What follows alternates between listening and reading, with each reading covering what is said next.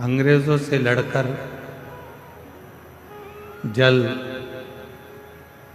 जंगल और जमीन, इन तीनों को बचाने का प्रयास किया।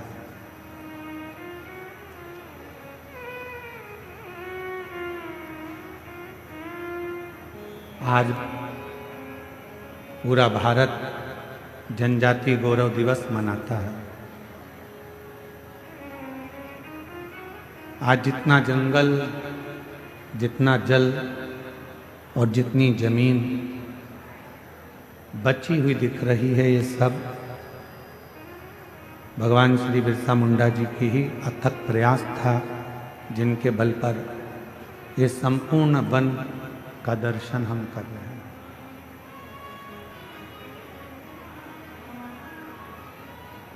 और शिवपुराण कहती है कि मानव का शरीर यदि मिले तो उससे कोई अच्छा कर्म जरूर करे।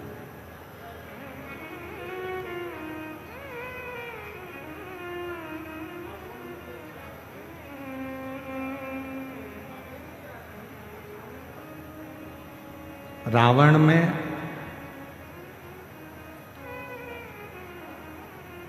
भस्मासुर में,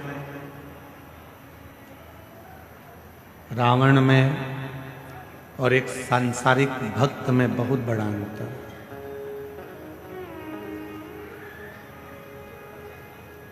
एक बहुत बड़ा अंतर है। और वो अंतर क्या है?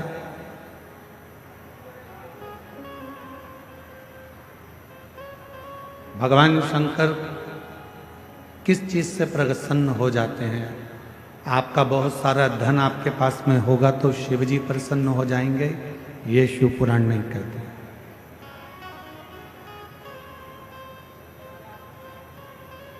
आपके पास में सुंदर काया होगी तो शिव जी प्रसन्न हो जाएंगे, ये शिव पुराण नहीं कहते। आपके पास में बहुत सारी माया होगी, व्यापार होगा, गाड़ी होगा, बंगला होगा तो शिव जी प्रसन्न हो जाएंगे, ये शिव पुराण नहीं कहते।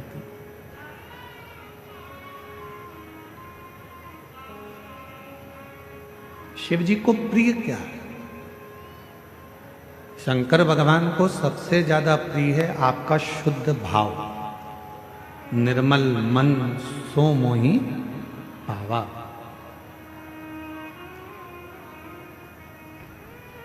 आप जितने शुद्ध भाव से भगवान शंकर की भक्ति करोगे, जितने शुद्ध भाव से भगवान को भजोगे, भगवान उतने ही आनंद से आपको मिलेगा।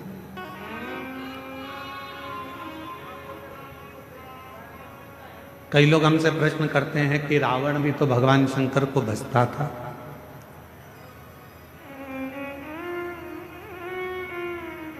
रावण भी तो भगवान शंकर का भजन करता था। रावण भी तो शिव जी का स्मरण करता था, शंकर का भजन करता था, शिव नाम को जपता था।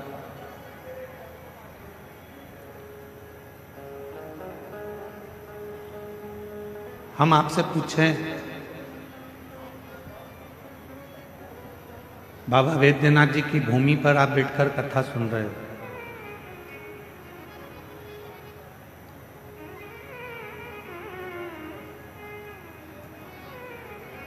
बाबा वैद्यनाथ जी का जो शिवलिंग है उसको रावणेश्वर लिंग भी कहते हैं। क्यों? क्योंकि लंकापति रावण ने इस शिवलिंग को लेकर जा रहा था और उस शिवलिंग को यहां रख दिया, इसलिए लोग इसको बाबा वैद्यनाथ जी को रावणेश्वर लिंग भी कहते हैं।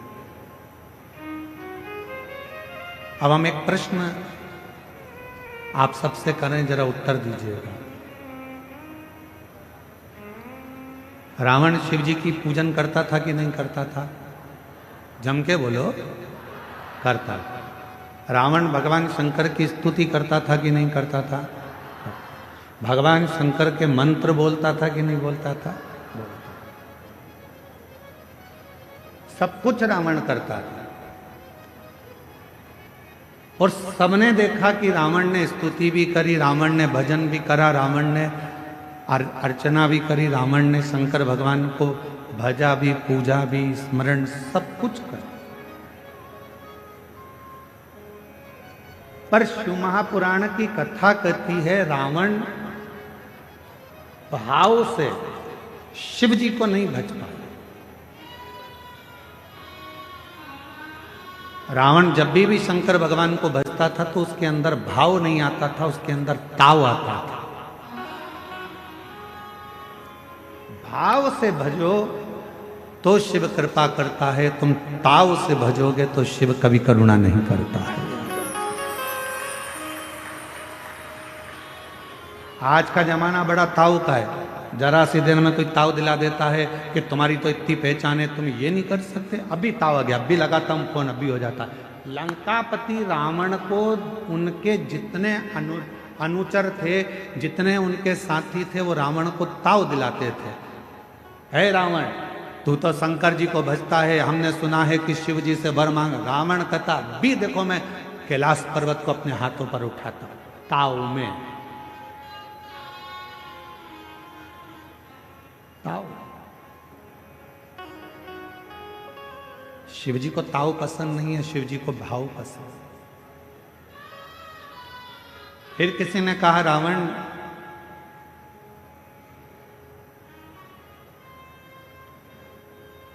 क्या तुम भगवान शंकर को यहां ला नहीं सकते? तो ताव में गया शिव जी के पास, मुझे तुम्हें लेकर चलना।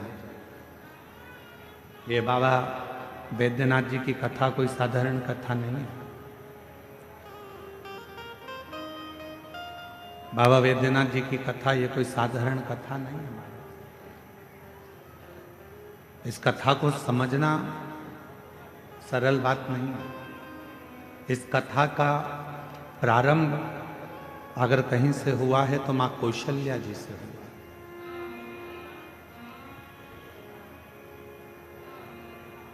इस कथा का प्रारंभ मां कौशल्या जी से। कौशल नरेश महाराजा सुकौशल जी की पुत्री थी कौशल्या जी।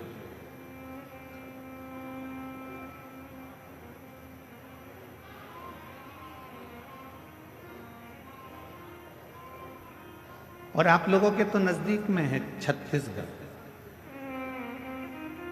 जिस छत्तीसगढ़ की मां कौशल्या जी थी, छत्तीसगढ़ को कौशलपुर कहते थे, जहां के राजा थे सुकौशल।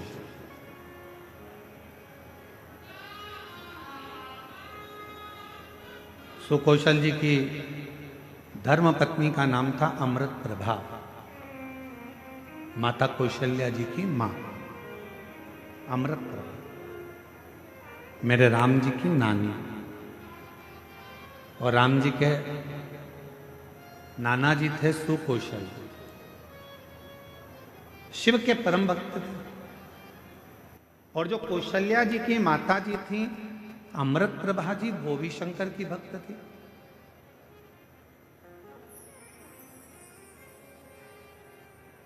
और जो सुकौशल जी के गुरु जी थे तत्व मुनि जी, वही मुनि भगवान मां कौशल्या जी के भी गुरु हुए। वही शिव की परम उपासक थी मां कौशल्या। जैसे पिताजी शंकर जी की आराधना करते थे, वैसे ही उनकी धर्म पत्नी अमृत प्रभा करती थी, और वैसे ही उनकी पुत्री कौशल्या जी भी करते थे। कौशल्या और तेरी कृपा बिना न हिले एक भी लेते हैं श्वास, तेरी कृपा से तनु तनु। कथा थोड़ी सावधानी से सुनना, क्योंकि आप सब कथा को सुनने के लिए आए हो। इस कथा को अपनी जिंदगी में उतारना, ये जीवन का रस देने वाला। आप लाखों की संख्या में आए हो, पंडालों में जगह नहीं है, हम तो इतना जरूर कहेंगे कि अगर ज़्यादा भीड़ हो रही है, ज़्यादा भक्त यहाँ पहुँच रहे हैं, तो भीड़ ना बढ़ाकर अपने अपने घरों से टीवी पर सामने बैठकर भी कथा सुन सकते हो। जरूरी नहीं कि आप बहुत भीड़ में पहुँचें और घर से भी कथा का लाभ ले सकते, कथा सुन सकते।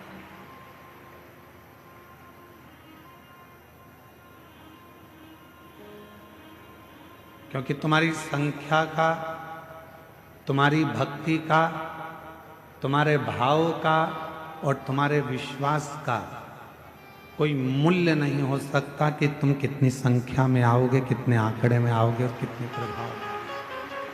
इसको कोई नाप नहीं सकता। तुम ताव में नहीं आए हो, तुम भाव में आए। ताव में आते तो थोड़े बहुत आते, भाव में आए हो इसलिए लाखों की संख्या में आए।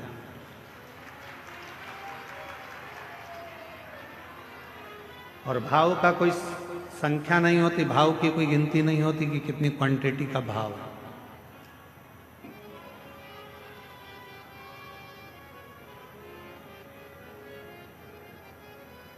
कौशल्या जी मैया शिव जी की परम उपासक, इतनी आराधना मां कौशल्या जी करती थी, भगवान शंकर की इतनी उपासना करती थी कि शंकर की भक्ति को वो भाव से करते, उसमें कोई दिखावा नहीं था। आज सबसे ज्यादा यदि कहीं विडंबना है तो दिखावे की। थोड़ा धन आया तो हम दिखावा करने लगते हैं, गाड़ी आ गई तो दिखावा करने लगते हैं, थोड़ी सुंदरता परमात्मा ने दे दी तो हम दिखावा करने लगते हैं, थोड़ा विद्वान हम बन गए, विद्वत्ता आ गई तो हम दिखावा करने लगते हैं, कुछ लोग हमारे साथ आकर खड़े हो गए तो हम दिखावा करने लगते हैं कि मेरे साथ ये। कभी दिखावा मत करो। दिखावा करने वाला व्यक्ति कभी सफलता की सीढ़ी नहीं चढ़ पाएगा, कभी। आप जितना बन सकता है भीतर से, जरूरी नहीं है कि आप किसी को दिखाओगे, मस्तक पर चंदन का तिलक लगाओगे तो शंकर के भक्त कहलाओगे, बड़ी बड़ी जटाएं बनाओगे तो भक्त कहलाओगे, घर छोड़ दोगे तो भक्त कहलाओगे, अपना परिवार छोड़ दोगे तो भक्त कहलाओगे। जरूरी ये नहीं है कि आप सब कुछ छोड़कर शिव के भक्त कहलाओगे। शिव का भक्त कहलाने के लिए केवल एक चीज चाहिए, अपने अंदर दूसरों के प्रति दया चाहिए, तो आप शिव के भक्त कहलाना प्रारंभ। अभी छत्तीसगढ़ की कथा में हमने कहा था कि एक होता है दाता और दूसरे नंबर पर होता है दयालु। सुनी थी आप लोगों ने कथा? जम के तो बोलो, सुनी थी? एक होता है दाता, दूसरा होता है दयालु। दाता और दयालु दोनों में अंतर है। जितने भी देवता हैं उन सारे देवता के आगे दाता नाम लगा है। दातार, लख दातार, ये दातार, वो दाता, वो दाता, वो दाता। पर मेरे शिवजी के नाम के आगे दातार नहीं लगा, मेरे शंकर जी के नाम के आगे दाता नहीं लगा, मेरे शंकर जी के नाम के आगे तो केवल एक शब्द लगा है, दयालु। दया। क्यों? दातार में, दाता में और दयालु में जमीन और आसमान का अंतर होता है। दाता किसको कहते हैं? आपके पास किराने की दुकान है, किराने में से थोड़ा सा निकाल कर आपने दान दे दिया, आप दाता कहलाओगे। आपके पास कपड़े की दुकान है, आपने कपड़ा निकाल कर दे दिया, आप दाता कहलाओगे। आपके घर में रोटी बनी हुई है, आपने रोटी निकाल कर दे दी, आप दाता कहलाओगे। आपके पास में कोई वस्तु है, सब्जी है, फल है, आपके बैग में कुछ रखा है, आपने निकाल कर दे दिया, आप दाता कहलाओगे। आप दाता की गिनती में आ गए। पर दयालु किसको कहते हैं? कि जिसके पास में कुछ भी नहीं, फिर भी उसके दरवाजे से कोई खाली ना जाए तो समझ लेना कि वो दयालु। जिसके पास कुछ भी नहीं है। मेरे शंकर भगवान के पास ना हीरे का मुकुट है, ना धन है, ना दौलत है, ना संपदा है, ना सत्ता है। मेरे शंकर भगवान के पास बैकुंठ जैसा सुख भी नहीं है। मेरे शंकर भगवान के पास ब्रह्मलोक जैसे सुंदरता भी नहीं है। मेरे शंकर भगवान के पास में अंबारियां, धन, विमान, बहुत सारा दौलत संपदा मेरे शंकर भगवान के पास नहीं है। उनके घर में तो दरवाजा भी नहीं है, मेरे शंकर भगवान के यहाँ तो खिड़की भी नहीं है, मेरे शंकर भगवान के यहाँ कुछ भी नहीं है। उसके बाद भी रावण जैसा भी अगर मांगने के लिए आता है तो खाली नहीं जाता है, तो दयालु है शिव। भस्मासुर जैसा आता है तो खाली नहीं जाता, दयालु है शिव। अंधकासुर जैसा आता है तो खाली नहीं जाता, दयालु है शिव। मार्कंडे बाबा जैसे आते हैं तो खाली नहीं जाते, दयालु है शिव। शिव के पास कुछ भी नहीं है पर खाली नहीं भेजते। आप देवघर में आए हो, देवघर की पवित्र धरा पर आए हो, बाबा दयालु के दरवाजे पर आप पहुंचे हो, मेरे दातार के दरवाजे पर आप पहुंचे हो, मेरे बाबा के दरवाजे पर आप पहुंचे हो, तो वैद्यनाथ की धरा पर यदि आप आए हो तो मेरा वैद्यनाथ बाबा दयालु है और ये निश्चित है उसके पास कुछ भी नहीं होगा तो भी तुम्हें खाली नहीं भेजेगा, कुछ ना कुछ देकर जरूर।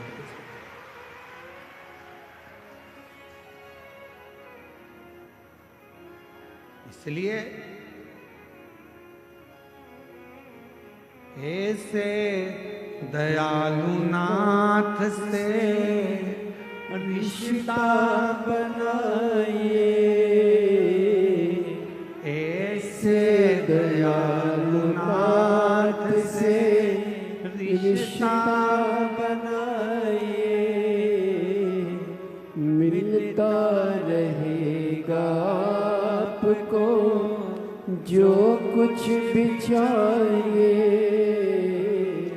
मिलता रहेगा आपको जो कुछ भी चाहिए, ऐसा करिश्मा होगा जो हुआ कभी नहीं, ऐसा करिश्मा होगा जो हुआ कभी नहीं। मांगा है भोलेनाथ से वरदान एक ही, मांगा है भोलेनाथ से वरदान एक ही, तेरी कृपा बनी रहे जब तक है जिंदगी, तेरी कृपा बनी रहे जब तक है जिंदगी। अब लाइन पर ध्यान देना, ऐसे दयालु नाथ से रिश्ता बनाइए, नाम है दयालु नाथ, वेदनाथ, विश्वनाथ, सोमनाथ, केदारनाथ, ऐसे दयालु नाथ से रिश्ता बनाइए, मिलता रहेगा आपको जो कुछ भी चाहिए। अगर रिश्ता बन गया दयालु से और दयालु के दरवाजे पर यदि आप पहुंच गए तो खाली तो नहीं जाओगे, क्योंकि वह दिए बिना भेजता नहीं है। संबंध, सही रिश्ता यदि दुनिया में कोई निभा सकता है, एक बाप और बेटी का रिश्ता यदि कोई निभा सकता है, एक बाप और बेटे का रिश्ता यदि कोई निभा सकता है, एक दामाद और ससुर का रिश्ता यदि कोई निभा सकता है, एक दादा और पोते का रिश्ता यदि कोई निभा सकता है, अगर पोती और दादा का रिश्ता कोई निभा सकता है, नानी नाती पंती का रिश्ता यदि कोई निभा सकता है, तो मेरा विश्वनाथ, मेरा दयालु वैद्यनाथ, मेरा शंकर ही निभा सकता है। मेरा शिव, मेरे शंकर निभा सकता है।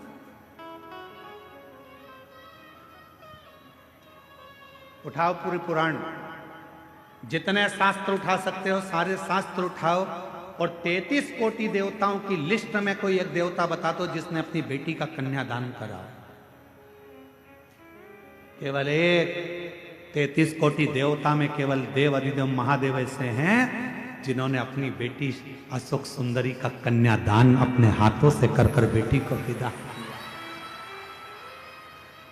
33 कोटि देवताओं की लिस्ट बनाओ और उसमें निकालो कि देवता कोई दादा बने हो तो भगवान शंकर दादा भी बने हैं। भगवान गणेश जी के पुत्र शुभ लाभ हुए पर दादा भी बने हैं। शुभ लाभ के पुत्र अमोद प्रमोद हुए पर दादा बने हैं भगवान। जरा विचार करिए कितना बड़ा रिश्ता मेरे शिव निभाते हैं। और बेटी ने कहा था अशोक सुंदरी ने, काशी की कथा है, काशी के एक वृक्ष के नीचे बैठकर अशोक सुंदरी ने अपने पिता भगवान देवाधिदेव महादेव से कहा था, पिताजी मेरी शादी हो रही है, आप मुझे विदा कर रहे हैं, आप मुझे कन्यादान में कुछ दोगे नहीं? शंकर भगवान ने कुबेर को डमरू बजाकर बुला लिया और कुबेर को खड़ा कर दिया कि कुबेर मेरी बेटी के कन्यादान में जो इसको चाहिए सब दे देना। कुबेर डमरू बजाते से कुबेर आकर खड़े हो गए और कुबेर से भगवान शंकर कह रहे हैं मेरी बेटी अशोक सुंदरी के कन्यादान में, इसकी विदाई में जो इसको चाहिए, जो लिस्ट दे सारा सामान निकाल दे, क्योंकि मेरी बेटी की शादी है और वो विदा हो रही है। अशोक सुंदरी ने हाथ जोड़कर कहा, पिताजी कभी कोई बेटी ये नहीं चाहती कि उसका बाप जब अपनी बेटी की शादी करे तो दूसरे से मांग कर करे। बाप की जितनी सामर्थ्यता हो बेटी चाहती है बस बाप उतने में शिव। बेटी कभी अपने पिता को कर्ज में नहीं देखना चाहती, बेटी कभी अपने बाप को कर्जे में नहीं देखना चाहती। अगर मैं इस कुबेर से मांग कर अपना कन्यादान करवाऊंगी तो कन्यादान का मतलब क्या होगा? हम मांग कर शादी ना करें। आजकल का शादी का फैशन ऐसा हो गया, इतने बड़े बड़े शादी के मंडप लगने लगे, इतना बड़ा बड़ा शादी का कार्य होने लगा, इतने बड़े बड़े फंक्शन होने लगे कि लोग, बाप सोचता है कि मेरी बेटी की शादी कैसे करूंगा, कहीं से 5 लाख मांगता, कहीं से 2 लाख मांगता, ऐसे कर 10-12 लाख रुपए इकट्ठे कर तब बेटी की शादी करता है। उसके पास कुछ नहीं होता, कर्जे में लगा लूम हो जाता है। यही सोचकर तो कुबेरेश्वर धाम पर एक नियम बना दिया कि आने वाले समय में कोई भी अपनी बेटी की शादी कुबेरेश्वर धाम पर आकर कर सकता है, उसका कन्यादान भी कुबेरेश्वर धाम देगा और उसका शादी का खर्चा भी पूरा कुबेरेश्वर धाम उठाएगा। कोई भी कर सकता, इसीलिए नियम बनाया। पिताजी इस कुबेर से मांगू मैं, ये अच्छी बात नहीं, मेरे पिता से मांगूंगी ना जो मांगूंगी। शंकर भगवान ने अपनी बेटी अशोक सुंदरी को गले लगाकर कहा, मांग, तुझे कन्यादान में क्या दूं, तेरी विदाई में मैं तुझको क्या दूं बेटी, मांग ले। अशोक सुंदरी ने गले लगकर भगवान शंकर जी से कहा, बाबुल केवल इतना दे देना, तेरे मंदिर में तेरे शिवलिंग के आगे अगर कोई 1 लोटा जल चढ़ाने के लिए मेरे जैसी कोई बेटी आए, जो मांगे उसकी झोली कभी खाली ना रह पाए, बस इतना वर हो, बस इतना। इसलिए ये व्यासपीठ आपके सामने बार बार कहती है कि सारी समस्या का हल 1 लोटा जल। ये व्यासपीठ कहती है अगर कोई स्त्री, कोई नारी, कोई पुरुष, कोई बेटा, कोई बेटी, अगर जिंदगी में कोई बुजुर्ग भी है और उसके जीवन में तकलीफ चल रही है, दुख चल रहा है, कष्ट चल रही है, बीमारी से घिर गया है, बहुत बड़ा टेंशन सामने आकर खड़ा हो गया है, तुम हिम्मत मत हारना, तुम किसी के दरवाजे पर जाकर रोना मत ही, घर में से 1 लोटा जल भरना और आपके घर के पास में जो शंकर जी का मंदिर है वहां रोज जाना चालू कर देना। 15 दिन 20 दिन में तेरा दुख मिटना प्रारंभ हो जाएगा। वो हाथ पकड़ देगा। शिव जी ने वचन दिया अशोक सुंदरी को, हे अशोक सुंदरी सुन, तू मेरी बेटी है, उसी तरह इस मृत्यु लोक में जन्म लेने वाला एक पुरुष, एक स्त्री मेरा बेटा और बेटी कहलाएंगे। जो नारी, जो पुरुष जो बेटा बेटी मेरे दरवाजे पर आएगा और एक लोटा जल समर्पित करेगा, वो जिंदगी में अशोक सुंदरी जैसे मैंने तुझे खाली नहीं भेजा, वैसे वो भी मेरे दरवाजे से कभी खाली नहीं जाएगा। इसलिए इस लाइन को याद रखना, ऐसे दयालु नाथ से रिश्ता बनाइए, ऐसे दयालु नाथ से रिश्ता बनाइए, मिलता रहेगा आपको जो कुछ भी चाहिए, मिलता रहेगा आपको जो कुछ भी चाहिए, और ऐसा करिश्मा होगा जो हुआ कभी नहीं, ऐसा करिश्मा होगा जो हुआ कभी नहीं। मांगा है भोलेनाथ से वरदान एक ही, मांगा है भोलेनाथ से वरदान एक ही, तेरी कृपा बनी रहे जब तक है जिंदगी, तेरी कृपा बनी रहे जब तक है जिंदगी। बस तू दयालु दातार, तेरा संबंध एक बार मुझसे हो गया।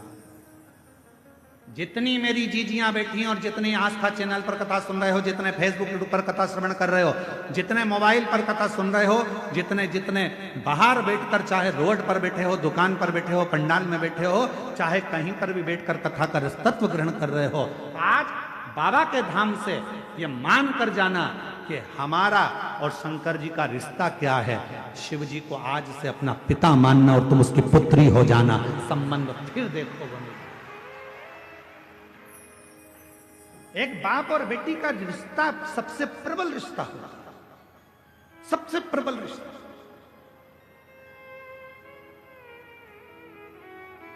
और देवघर की कथा है, यह रिश्ते की कथा है। कितना विचित्र कथा है देवघर की, जरा सुनिएगा।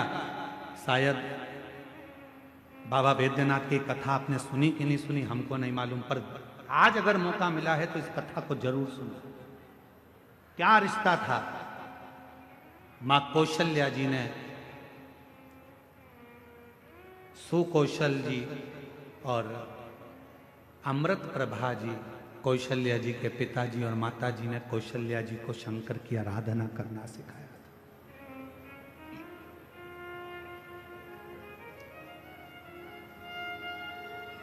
कौशल्या मैया शिव जी की आराधना में ली। कहते हैं आनंद रामायण वर्णन करती है कि कौशल्या मैया 1 मिनट भी शंकर की भक्ति के बिना रह नहीं पाती। भाव की इतनी शुद्धता थी मां कौशल्या जी की। फिर वही बात आ गई, रावण ताव से शिव जी को भजता था और कौशल्या जी भगवान शंकर को भाव से भजती थी। भाव से भजती। एक दिन रावण ने सभा बुलाई, सारे ग्रहों को बुला लिया, सारे देवताओं को बुला लिया। रावण की लंका में सभा लगी हुई है, बड़े बड़े देवता बैठे हुए हैं, ग्रह बैठे, नाग, किन्नर, गंधर्व, अप्सरा, देवता, दानव, सब उस सभा में बैठे हुए थे। सब उस सभा में बैठे हुए हैं और उस सभा में चारों तरफ सब लोग बैठे हुए हैं। और उस सभा में, उस सभा में लंकापति रावण ने ऊंची आवाज कर कर कहा कि बताओ मेरे प्राण कैसे छूटेंगे। मेरी मृत्यु कैसे होगी? बड़े बड़े विद्वान बैठे थे, बड़े बड़े सभासद बैठे थे, बहुत देवता, गंधर्व, किन्नर, अप्सरा, पशु, पक्षी सब उस सभा में बैठे हैं, असुर सुर सब उस सभा में। मेरे प्राण कैसे जाएंगे बताया जाए, कैसे मरूंगा मैं बताओ। तब किसी ने नहीं बताया। रावण को क्रोध आ गया तो सबको बंदी बनाने लगा। बंदी, अगर नहीं मालूम पड़ा तो मैं तुम्हें बंदी बना लूंगा। तब ग्रहों में ग्रह, सारे ग्रहों ने रावण से कहा, रावण तुम्हारी मृत्यु कौशल देश के राजा सुकौशल जी की जो लड़की है कौशल्या, उन कौशल्या माता के गर्भ से एक बड़ा विद्वान शूरवान एक पुत्र पैदा होगा, जन्म लेगा। उस बेटे के द्वारा तुम्हारे प्राण छूटेंगे। अब तो रावण को गुस्सा आ गया। कौशल नरेश, सुकौशल की लड़की कौशल्या और कौशल्या का बेटा राम मुझे मारेगा। हाँ। रावण ने सभा को विराम दिया, अपने गुप्तचरों को बुलाया। मेरी मृत्यु नहीं होना चाहिए, उसके लिए क्या करा जाए? एक ही काम है, कौशल्या को अपने यहां ले आ। जब लंका में माता कौशल्या आ जाएगी, कौशल्या अगर लंका में पहुंच गई तो उसकी कोई संतान नहीं होगी। संतान नहीं होगी तो तुम मरोगे नहीं। रावण ने उसी समय पर अपनी सेना तैयार कर कर कौशल राज्य में पहुंच गया और सुकौशल राजा के पास जाकर रावण ने हाथ जोड़कर प्रणाम किया। रावण उस समय पर शिव की आराधना नहीं करता था। बाबा वैद्यनाथ की कथा चल रही है, जरा सावधानी से सुनिएगा।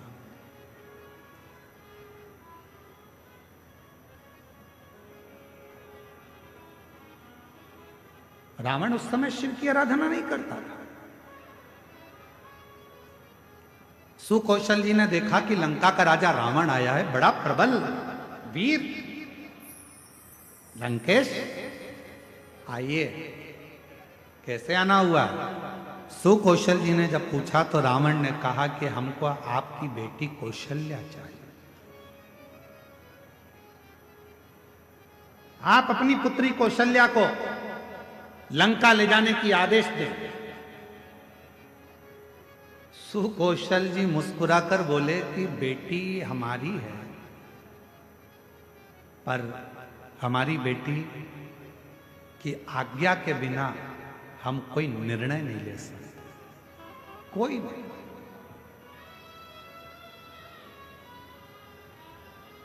मेरी बेटी की आज्ञा के बिना मैं कोई निर्णय नहीं ले सकता।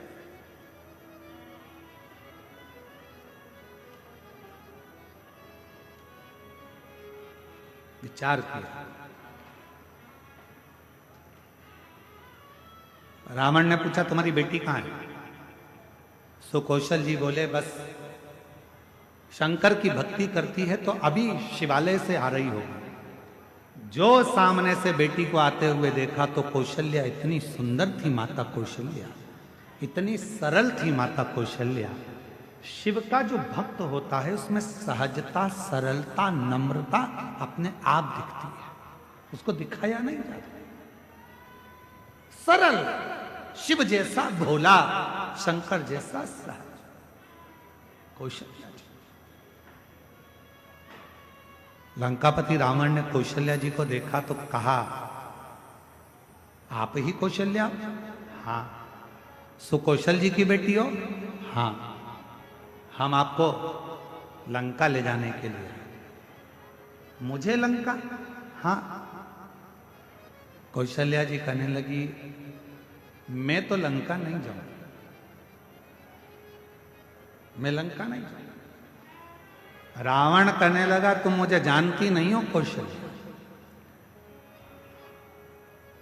अगर तुम मेरे साथ नहीं चली तो मैं दबाव के साथ तुम्हें लंका ले जाऊंगा। इतने में कौशल्या जी के मुख से निकल गया, लंकापति रावण सुन, तुम मुझे ले जाने की बात करता है, अगर बन सके तो तेरी लंका में एक बार उस कैलाशपति को ले जाकर बता दे तो कौशल्या लंका में प्रवेश कर जाए। तू एक बार उस कैलाशपति को तेरी लंका में ले जाकर बता दे तो ये मां कौशल्या जी कर रही हैं कि ये कौशल्या तेरी लंका में प्रवेश कर जाएगी। रावण हंसकर बोला, वो कैलाश पर रहने वाला शंकर, वो शंकर। अगर तुम बोलती कि विष्णु जी को लेकर जाओ तो बड़ी बात थी, तुम कहती कि ब्रह्मा जी को लेकर जाओ तो बड़ी बात थी, शंकर जी तो मैं अभी उनको लेकर आ। और रावण गया, देवाधिदेव महादेव की आराधना में बैठ गया, साधना में बैठ गया। शिव जी प्रसन्न नहीं हुए। अब बताओ, भाव में बैठा था कि ताव में बैठा था? भाव में नहीं बैठा ना, काय में बैठा था? ताव में। अब मैं ले जाकर मानूंगा। लग गया रावण पीछे। शंकर भगवान प्रसन्न नहीं हुए। तब रावण को लगा कि ऐसे नहीं मानेंगे। रावण ने अपना शीश काट कर देना प्रारंभ कर दिया। 9 शीश कट गए रावण के, 10वां शीश था।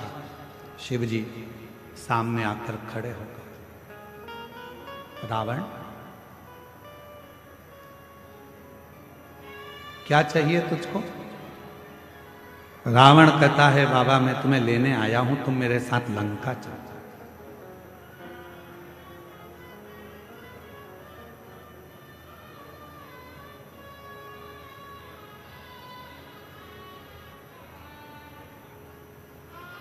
शिव जी कहने लगे, ऐसे तो मैं लंका जा नहीं सकता, मैं लंका ऐसे जा नहीं सकता, चलना तो पड़ेगा। रावण जिद पर अड़ गया। तब देवाधिदेव महादेव ने मां पार्वती जी से जाकर कहा कि लंकापति रावण मुझे लेने के लिए आया। शिव जी कहते हैं कि मैं नहीं जा सकता, मैं जानता हूं, पर पार्वती तुम बताओ क्या? जगत जननी जगदम्बा पार्वती जी ने कहा, प्रभु आप इस कैलाश को छोड़कर, इस भूमि को छोड़कर आप लंका नहीं जाओगे। तब भगवान शंकर जी ने कहा, कुछ तो करना पड़ेगा। पार्वती जी कहती हैं, आप जानो क्या करना है। शिव जी ने रावण से कहा, मैं खुद तो नहीं जा सकता, पर मेरा ये स्वरूप एक शिवलिंग के रूप में तुझे देता हूं, तू इसको लेकर चल जा, तू लेकर चल। शिवलिंग मेरा स्वरूप है, लेकर जा। रावण कहने लगा, ठीक है, आप अपना शिवलिंग दे दीजिए। शंकर भगवान का प्रतिबिंब स्वरूप शिवलिंग शिव जी ने उठाकर रावण को दे दिया। और रावण से कहा, सुन रावण, ये शिवलिंग तू जहां रख देगा उठने वाला नहीं, ले जा इसको।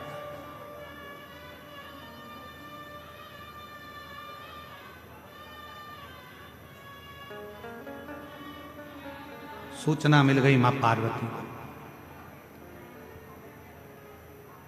पार्वती को सूचना मिल गई कि शिव जी एक लिंग की आकृति में रावण के साथ लंका जा रहा है।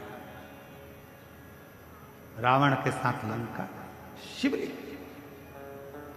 पार्वती की आंखों से जल बहने लगा। शिव जी ने पूछा, पार्वती तू रो रही है, तेरी आंखों में जल भरा है? हाँ। क्यों? जो मेरे हृदय में विराजमान था वो आज शिवलिंग की आकृति धारण कर कर लंका जा रहा है। ये शिवलिंग तो मेरा दिल है, मेरे हृदय में शिवलिंग है, और तुम उसको लंका भेज रहे हो।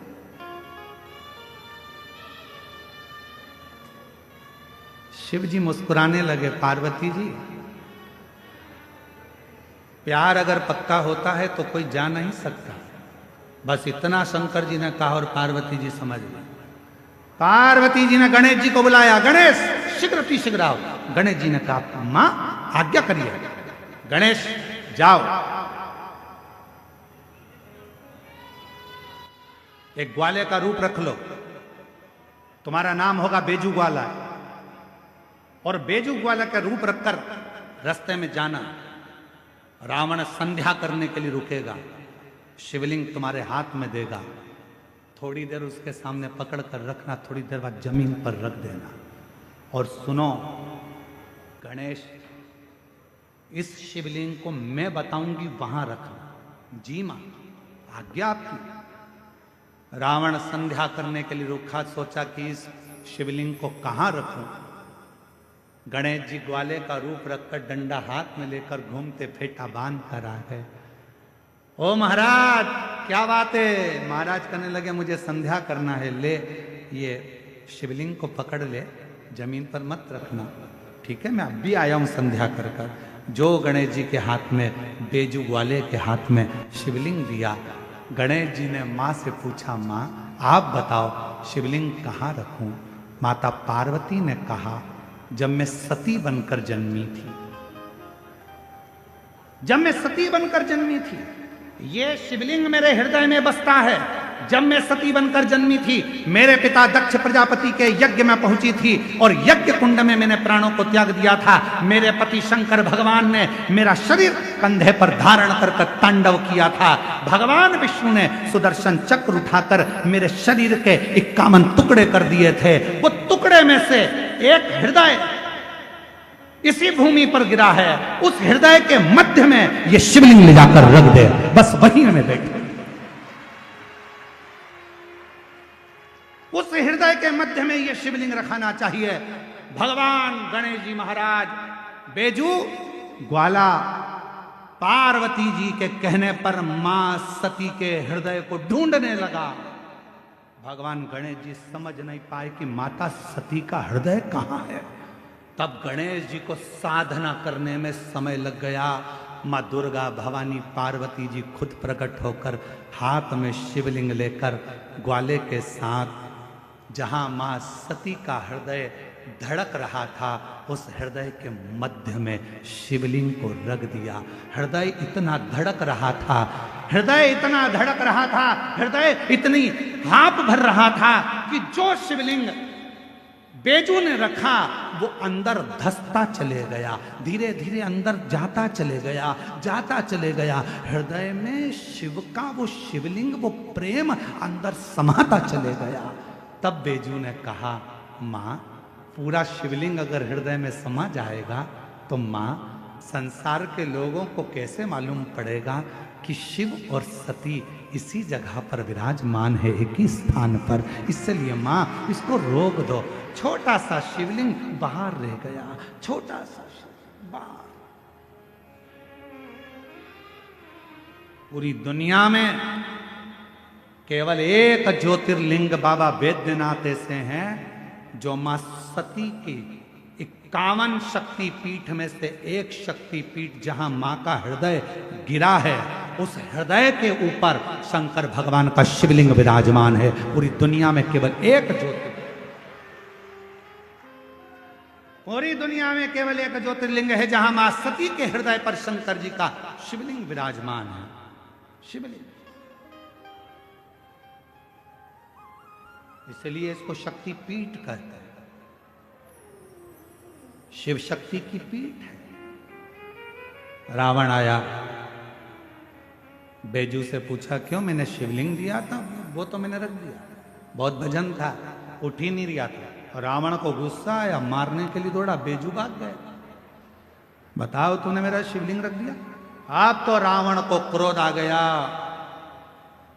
मतलब कौशल्या के गर्भ से बालक जन्मेगा और मुझे मारेगा, उससे पहले इस कौशल्या को तो मैं कहीं ना कहीं छुपा दे। रावण गया, माया रची और कौशल नरेश की नगरी में प्रवेश कर कर सुकौशल राजा की राज्य में कौशल्या मैया तो सो रही थी और रावण ने उस कौशल्या मैया को उठा लिया। रावण ने कौशल्या मैया को उठाया, एक पेटी में बंद कर दिया। एक पेटी में बंद कर कर उस पेटी को किसी को पता ना चले तो समुद्र में गया। समुद्र में जाकर एक बड़े महामत्स्य को देखा, बड़ी मछली को देखा। और मत्स्य से कहा ममत्स्य मुख खोल। महामत्स्य ने मुख खोला, रावण ने उसके मुख में वो पेटी रख दी और मत्स्य से कहा तू समुद्र में घूमता रहे। ये कौशल्या किसी को मिलने वाली नहीं, इतनी मछलियों में कौन जानेगा कि कौन सी मछली के मुंह में कौशल्या जी। प्रमाण कर। अब महामत्स्य जा रहा था, मछली जा रही थी, इतने में एक बड़ी, उससे भी बड़ी मछली महामत्स्य सामने आ गई। उससे उस मछली का झगड़ा होने लगा। झगड़ा होने लगा तो इस बड़ी मछली ने मुंह फाड़ा। मुंह फाड़ते से कौशल्या जी की वो पेटी समुद्र में गिर गई। गिरते गिरते वो पेटी एक टापू पर पहुंच गई। उस टापू पर पहुंची जहां पर राजा दशरथ पार्थिव शिवलिंग का पूजन कर रहे थे और उनको वो पेटी दिखी। पेटी को खोला गया, सुंदर कन्या दिखी। पूछा तुम कौन हो? मैं कौशल राजा की बेटी हूँ। कौशल राजा के यहाँ कौशल्या को पहुंचाया। कौशल राजा ने अपनी बेटी कौशल्या का विवाह दशरथ जी के साथ कर दिया और तब राम जी का प्रगट।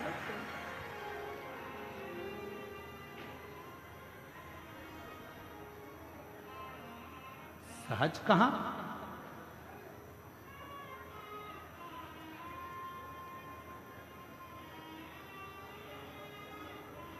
शिव की आराधना करने वाले को शिव की आराधना करने वाला मिलता।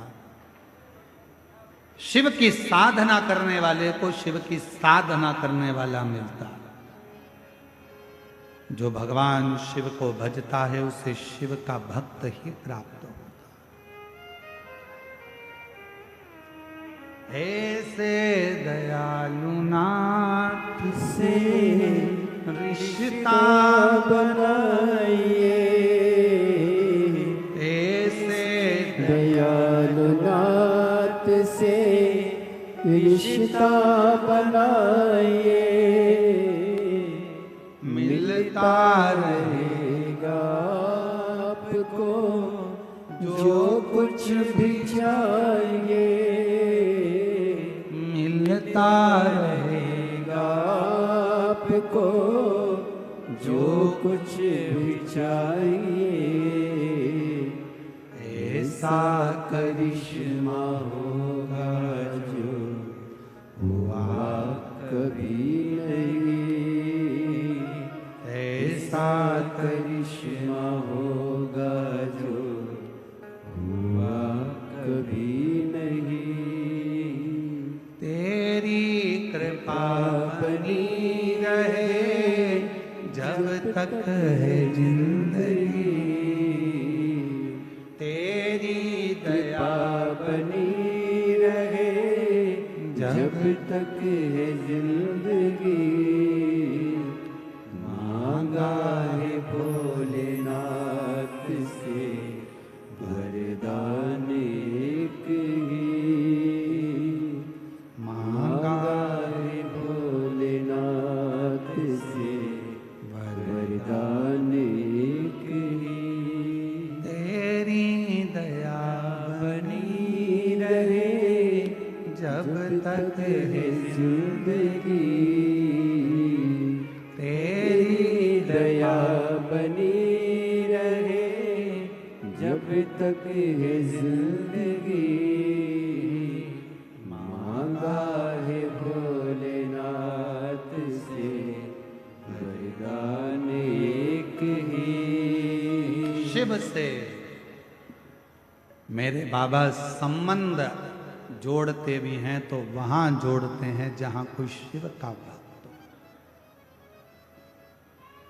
ए मेरी जीजियों, मेरे जीजाओं, मेरी बेटियों, बेटाओं, मेरी माताओं, मेरे बुजुर्ग माता पिता, ध्यान रखना,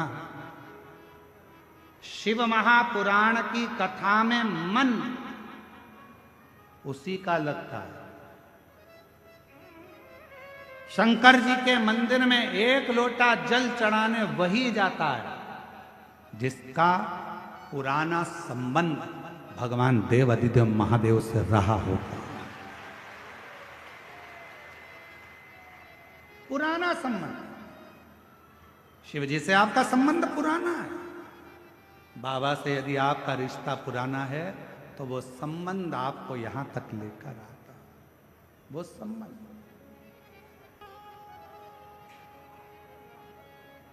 वो संबंध आपको यहां तक लाए,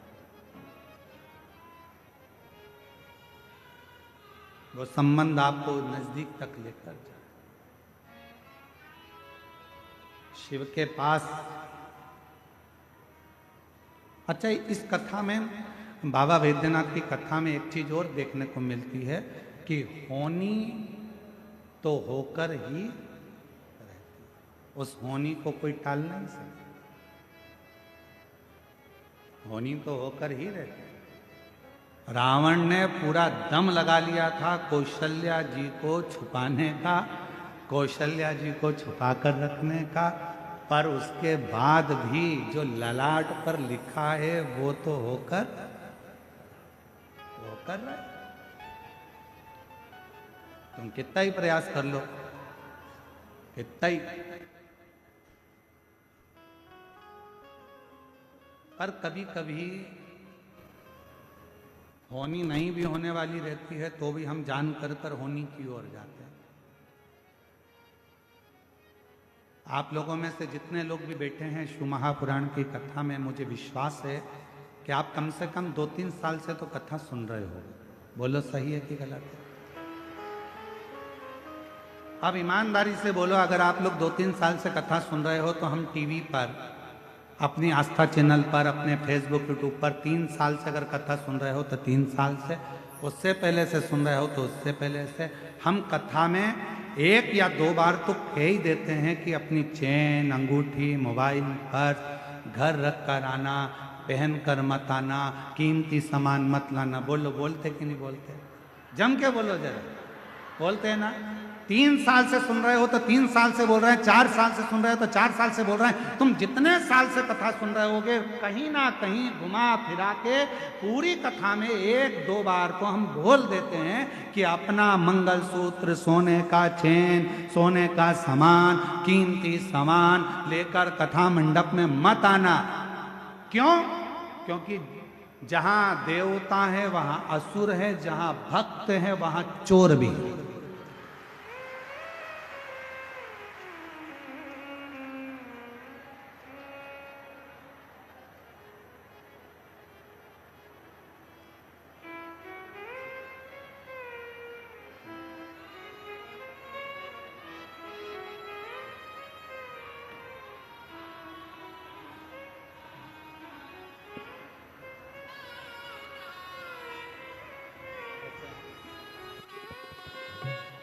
हेलो, जय जय श्री राधे। हमारे बीच में भैया जी पधारे हैं, राष्ट्रीय स्वयं सेवक संघ के प्रचारक। पर्यावरण के प्रति इनका अगाध प्रेम एवं आज जनजाति दिवस के पावन उपलक्ष्य में हमारे बीच में पधारे। एक बार जोरदार ताली बजाकर स्वागत करें। और साथ में श्री मंडल मुर्मू जी पधारे हैं। देखिए, भारत में जनजातीय संघर्ष और जीवितता के प्रतीक सिद्धू और कान्हू जी दोनों भाइयों ने अंग्रेजों के अत्याचार और धर्मांतरण के विरुद्ध भीषण संघर्ष किया। आज उनके वंशज श्री मंडल मुर्मू जी हमारे मध्य जनजातीय गौरव दिवस के पावन उपलक्ष्य पर शुभकामनाएं देने एवं पूज्य गुरुदेव से आशीर्वाद प्राप्त करने पधारे। एक बार जोरदार ताली बजाकर स्वागत करें। साथ में मैं निवेदन करना चाहूंगा, पूर्व कृषि मंत्री श्री रणधीर सिंह जी, आप भी बड़े ही आदर और सम्मान से मंच पर पधारें, व्यासपीठ का पूजन करें और पूज्य गुरुदेव से आशीर्वाद प्राप्त करें। हमारे बीच में कोरिया से पधारे, कोरिया राजघराने से पधारे सेंगबॉन किम मेडी जी पधारे हैं। एक बार जोरदार ताली बजाकर स्वागत करें। देखिए, किम घराना कोरिया का राजघराना है। इस वंश के संबंध भारत की अयोध्या की राजकुमारी रानी, जिनका मूल नाम सुरी रत्ना था, वो होंग ओक से माना जाता है, जो लगभग 2000 वर्ष पूर्व कोरिया गई और गाया के राजा किंग सुरु के विवाह किया। इसी ऐतिहासिक विवाह ने भारत और कोरिया के बीच में एक प्राचीन पारिवारिक बंधन का जन्म दिया। साथ में मैं निवेदन करना चाहूंगा डॉक्टर राजीव जी चवाते, बड़े ही आदर सम्मान से मंच पर पधारे। वेस्टर्न यूनिवर्सिटी अमेरिका से पौधारोपण में आपने पीएचडी करा है और देश में लगभग 6 लाख से अधिक पेड़ पौधे आप लगा चुके हैं। एक बार जोरदार ताली बजाकर स्वागत करें। मैं अब निवेदन करना चाहूंगा श्री मंडल मुर्मू जी से, आप बड़े ही आदर और सम्मान से मंच पर पधारे और हम सभी 2 मिनट का उद्बोधन श्रवण करेंगे।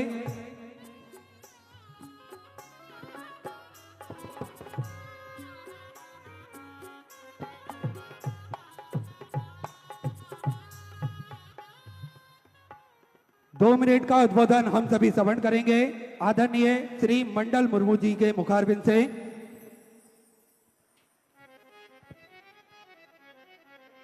यहाँ उपस्थित बाबा बैजनाथ धाम के पावन धरती पर आप सभी को अपनी ओर से हार्दिक अभिनंदन जोहार करते हैं। साथ ही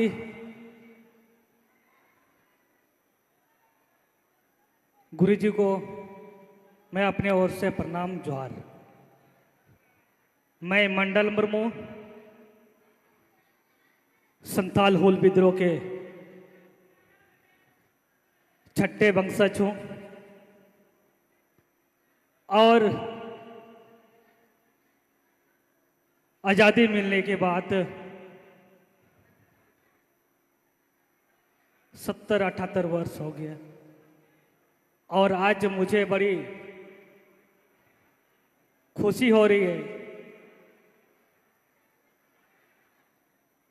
आप सभी के सामने मैं अपने बातों को रखने का एक मौका मिला है। इस मंच के कमेटी को मैं अपने ओर से धन्यवाद जोहार करते हैं। साथ ही हम सभी यहाँ पे उपस्थित हैं। हमारे गुरु के द्वारा समाज के बीचों में सामाजिक उत्थान के लिए हमारे समाज अपने संस्कृति अपने परंपरा कैसे बचाएं, अपने धर्म अस्मिता सम्मान के लिए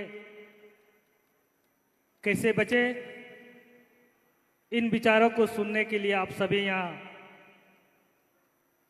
उपस्थित हुए हैं। और साथ ही हमारे पूर्वज, हम सभी के पूर्वज संताल हुल विद्रोह के नायक वीर शहीद सिदो कानो, चांद भैरव, फूलो जानो मुर्मू भी इस जल जंगल जमीन के लिए, भारतीय संस्कृति के लिए अपने कुर्बानी दी है।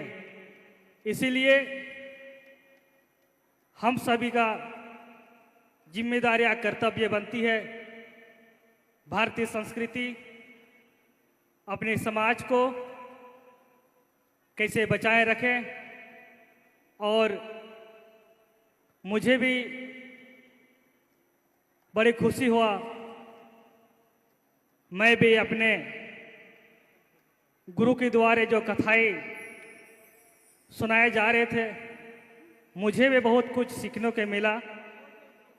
और आप सभी से यही अपील करते हैं, हम सभी गुरु को कथा को सुनने के लिए आए हैं, इनके विचारों को अच्छा से सुनेंगे और इनके विचारों के, इनके मार्ग पर हम लोग भी चलने का काम करेंगे। इन्हीं जन शब्दों के साथ अपने बातों को समाप्त करता हूँ। यहाँ उपस्थित सभी भाई बहनों को, साथ ही हमारे गुरु को मैं अपने ओर से प्रणाम जोहार करते हैं। बड़ा ही सुंदर उद्बोधन हम सभी ने श्रवण करा श्री मंडल मुर्मू जी के मुखारबिंद से।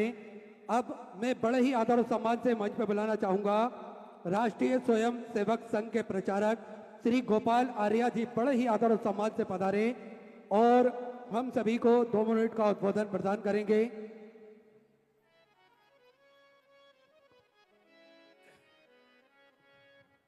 पूज्य गुरु जी के चरणों में सादर प्रणाम। आज मुझे यहाँ इतने बड़े जन सैलाब के समक्ष पूज्य गुरु जी ने आने का अवसर दिया, मैं उसके लिए बहुत बहुत धन्यवाद देना चाहता हूँ। मैं सबसे 3 बातें कहना चाहता हूँ। मैं अभी बोलूँगा पेड़, तो सभी को बोलना है लगाएंगे। एक साथ बोलेंगे हाथ उठाकर, पेड़। बहुत अच्छा, एक बार दोबारा, पेड़। और मैं कहूँगा पानी, तो सबको कहना है बचाएंगे। पानी, पानी। अब तीसरी बात जो है बड़ी महत्वपूर्ण है, जो हमारे घर से रोज निकलने वाला कचरा है वो है पॉलीथीन।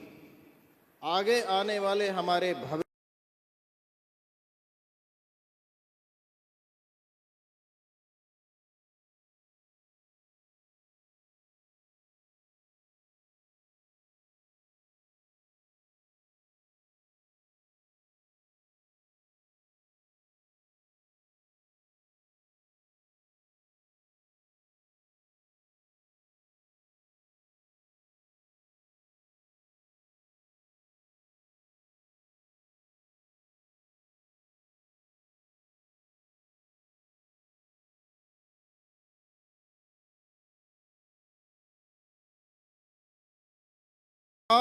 भी ये वृक्ष रूपी भगवान हमको देता है।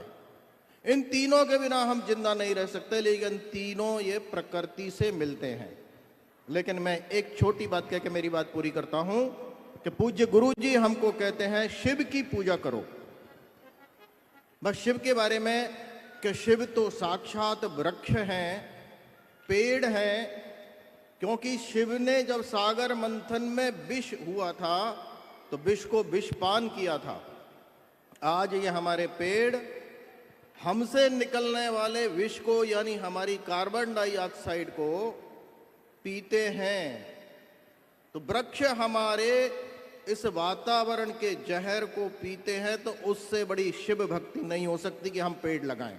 और इसलिए मेरा सबसे निवेदन है कि एक पेड़ अपनी माँ के नाम, एक पेड़ देश के नाम, या एक पेड़ शिव के नाम लगाएंगे तो शिव भक्ति का सबसे बड़ा महात्म्य और आपको पुण्य मिलेगा।